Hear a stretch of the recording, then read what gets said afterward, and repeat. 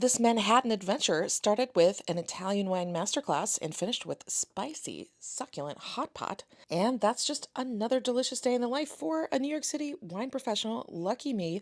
After being so precious about our palates, there's just something really refreshing about just blowing the roof of your mouth off with tingly Szechuan peppercorns.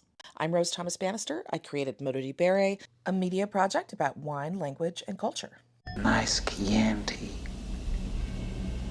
If your perception of Central Tuscan Sangiovese-based blends is honestly still stuck in 1991 when the character Hannibal Lecter immortalized this food and wine pairing in the 1991 film Silence of the Lambs, you're missing out. Some tannins on your teeth, and I'll tell you why. This is one of my sommelier students. Hi. Chianti Classico is the historic heartland for Chianti wines, and they are not resting on their laurels. In fact, the quality is through the roof right now due to a bunch of innovations, including prioritizing the local blending grapes instead of international grapes like Cab and Merlot. This unicorn label wine from Querceto has 5 of those local blending grapes inside.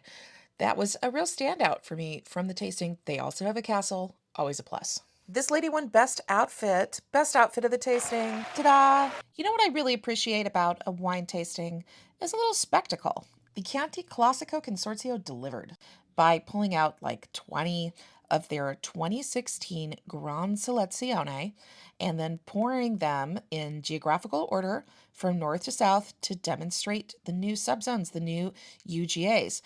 And I've got a confession. I know I bragged about my training and how I can taste wine quickly and still get something out of it, but it was a shame. I really could have spent a lot more time with every single one of those delicious wines. I promise I'm about to get to the hot pot part of the day, but first, speaking of wines that deserve a second look, Vinsanto and all the Pasito and late harvest wines of the world. Go, go, go. After the tasting, it was hot pot o'clock. My colleague in the world of wine, Steffi Chang, who is like a 17 threat New York City multi hyphenate, treated me to the most generous tutorial of eating hot pot in a restaurant, specifically Mala Hot Pot on West 36, which she said was really authentic. The last thing you should do with spicy hot pot is try to pair it with the Chianti Classico.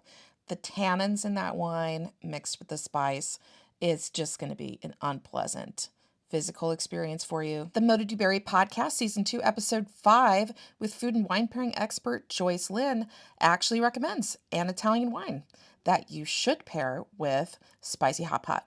I totally recommend going out for hot pot after a wine tasting, and if you made it all the way to the end of this video, I recommend a follow.